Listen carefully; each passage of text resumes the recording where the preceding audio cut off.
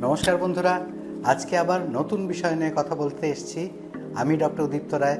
আজকের বিষয় জিইআরডি অথবা গার্ড। শুনতে থাকুন।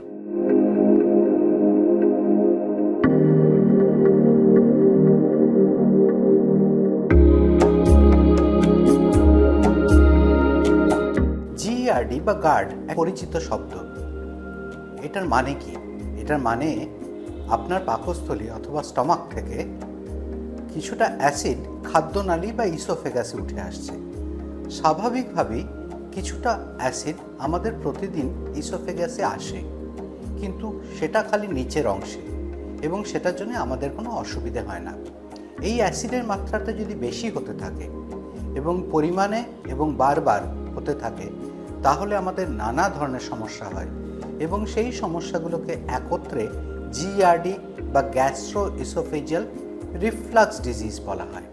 মানে গার্ড মানে হচ্ছে এক কথায় পাকস্থলীর অ্যাসিড খাদ্যনালীতে উঠে আসা।